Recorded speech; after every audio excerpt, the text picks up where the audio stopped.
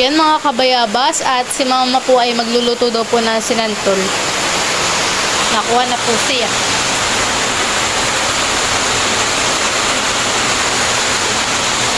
Yan yung kinayod ko? Oo. So, matagal na yun eh. Nakamag na rin. Tagal na po eh. Wala lang amag. Maganda ang pagkakakayod ko eh. Oo. Tama na yun. Kakape atin niyo kaya aapak. Bale, ang ilalawak po ni mama dun sa sinantol po na lulutuin po niya ay ito pong hipon. At saka po karning baboy. Pinipigaan na po ni mama para hindi po tanggal po yung asim po niya. Ayan.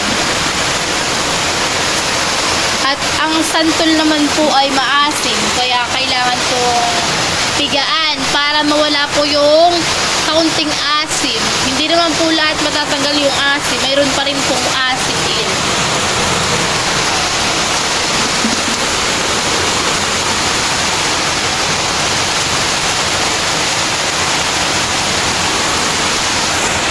Tapos mga kabayabas, pagkatapos po ni mamang pigaan, ay yan po ay lalagyan po ng tubig at pipigain pa ulit po ng 5 beses na piga pa. Para tanggal po talaga yung asim na kaunti.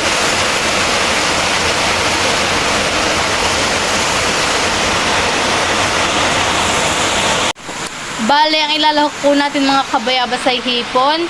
Tsaka babawas po tayo dito sa karne. At ito pong ating mega na isa. Tapos po ito po yung ating ceiling green. Tapos po ay bawang at luya. Ito po yung mga kailangan po natin. At syempre yung ating pong gata. Bali tayo po bumili na lang po ng gata. Sila mama po bumili ng gata.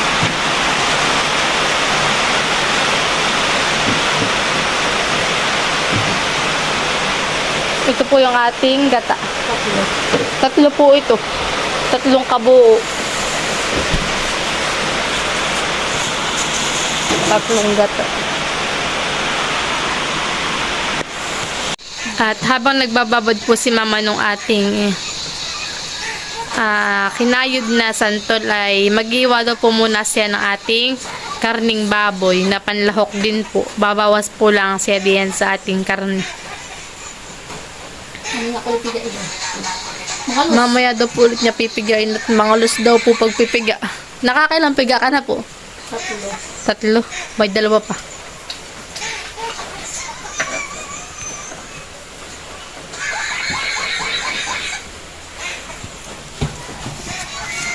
Ano kita sa tuti papapalahin ko. Magtitira lang po si mama ng pang-ulam po. Panlak na sa gulay ito. Tama na. Panlok sa gulay. Ito po ay titira po ni mama. At yan po yung panlok-lok po namin sa gulay. At ito naman po isasama po niya. Yung medyo may taba po. Ito na papapalahin ko. Tapos na po ni mamang hiwaan yung ating karning baboy. Ito na po mga kabayabas yung ating luya, bawang at ceiling green. Gigisama na po. Hindi, aking papapulahin. Papapalahin. At parang mamaya, ay kalangilagay na lang sa kasa. Mamaya pula-pula ito eh. Mama, tingin ka po dito. Smile. Mamaya pula-pula anak ito. Lagyan ko pa ng asin.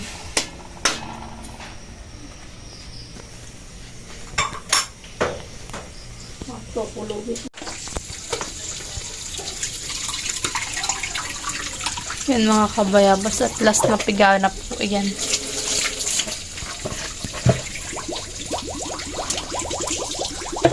Hanggang lang amo yan eh.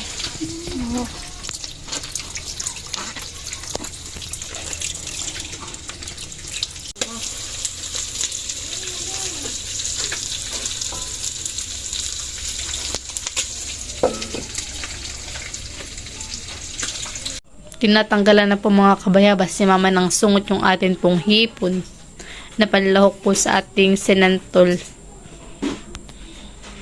Yan, at patuloy po si mama nagtatanggal po ng sungot ng hipon. Yan po yung binili po niya kay Kuya Udang ni mama nung isang araw.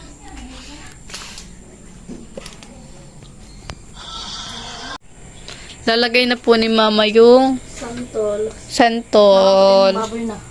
Nandun na rin po pati yung baboy.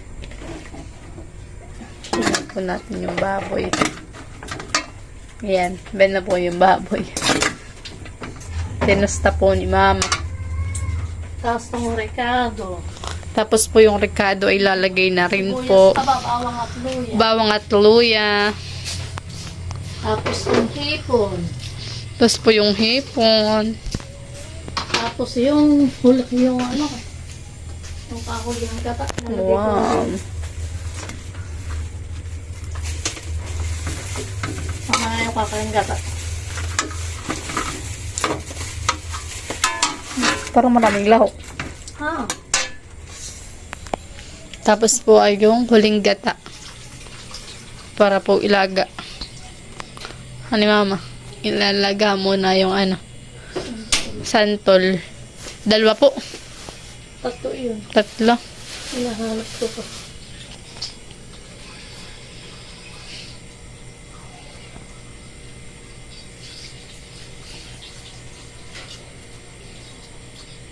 Para lutong-luto yung santol. Ang luto yun.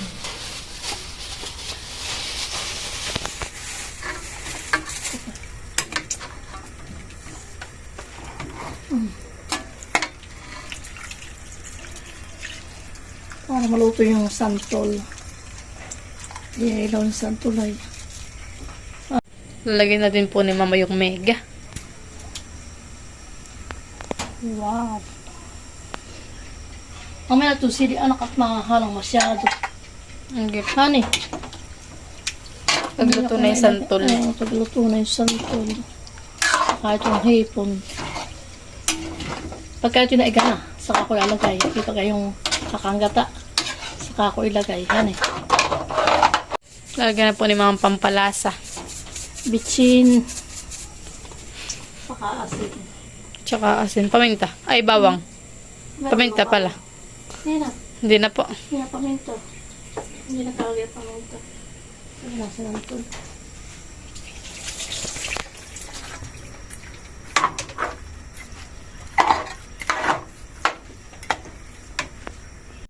Yun mga kabayabas at hinahalo-halo lang po ni mama. At pag po yun ay medyo naiga na ilalagay na po yung ating kakanggatang tatlo. Hindi ko na nilagyan ng salay. Salay po. Hindi ko na nilagyan. Marami naman po luya. Oo.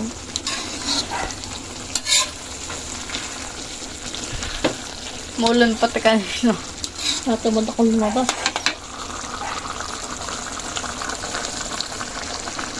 Dahil medyo iga na po, inilagay na po ni mama yung kakanggata.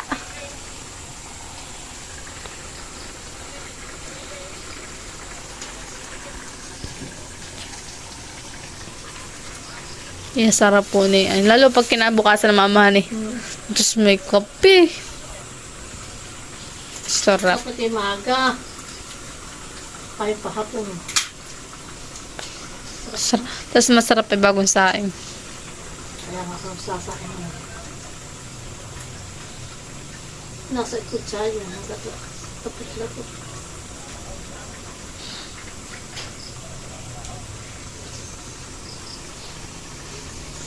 Tapitan. Nalulong, nagawa ng yelo. Nakalagay sa rep ay. Ang mga panis ay, sayang. Panis po talaga yun pag hindi mo nilagay sa rep. Buti na lang nilagay sa rep. Kaya langis-langis na eh. Ano kaya mama? Masarap kaya yan? Luto mo? Siyempre. Pag ako Siyempre. Lagi ko nagluto yan oh. masarap lagi. Take note. Take note po yun na pag si mama nagluto, masarap.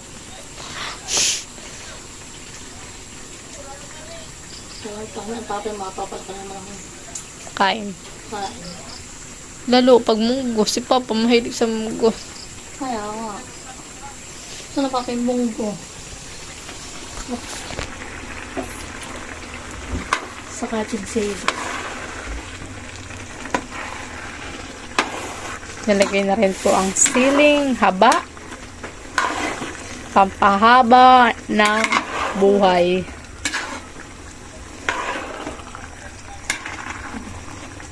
Sarap. Lalo kung may kasagmamahan at alimango. Ano? Wala yung alimango natin na kain na natin. Na binili kay Kaudangan eh. Nakatala ko na ni Pipoy. Alin po? Ito, pakita. Di pa po. Ako. Yan mga kabayabas at kami po yung magbibigay na. At si kay Tita Adjaw po yung hawang na yan. Tika-kaunti lang po basta po makatikim. Ay, ito. Kay Tita It.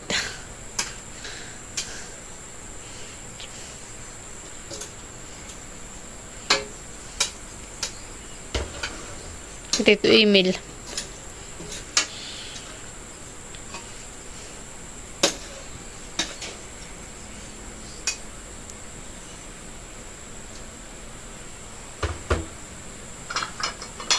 Ito. Kay Tita Hoya.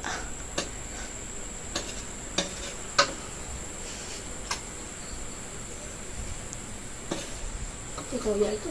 Mhm.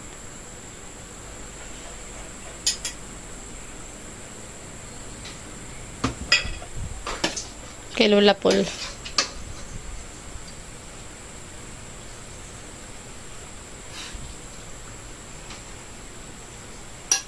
English ito. Gusto mo kasi ito? Mhm. So, official. Ayan. Kami po yung magbibigay na Hindi na ko nakain sa ito. ito po yung kanila Tita Ini, kay Tita Adjaw, kay Tita It, kay Tita Hoya, kay Lola Paul. Ay, ay,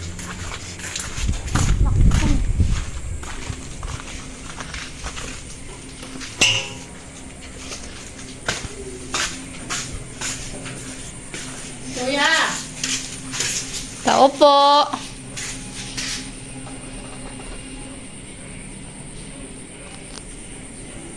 Tao po! Ito email!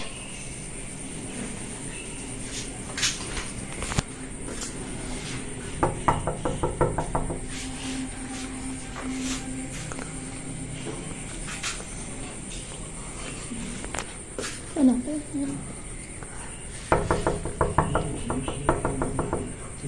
Tito email!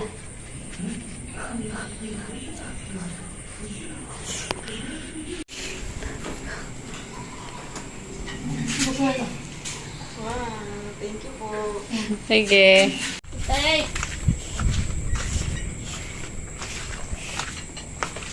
Tay! Tita It!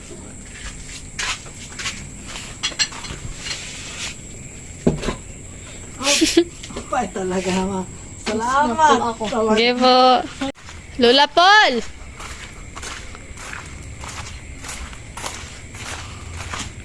Lola Paul!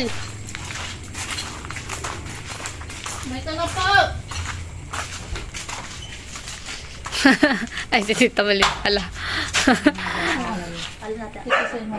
Thank you so much. Sige po. May ulam ka. Nga, Tita Kuya naman. Ate!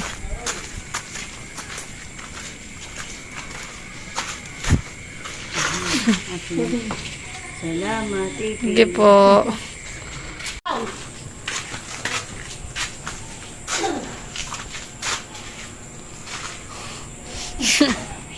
Silang choice. Salamat. Sige po.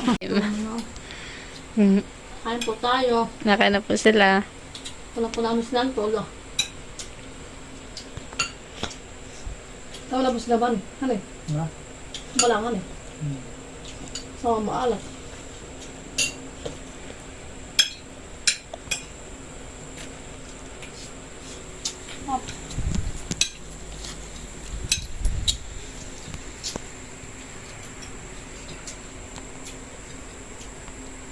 pati may kape.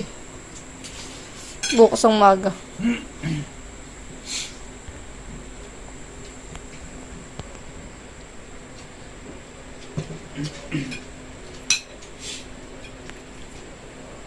Mayat ng kanin, mayat ng ulam. Init lahat. Pati panahon.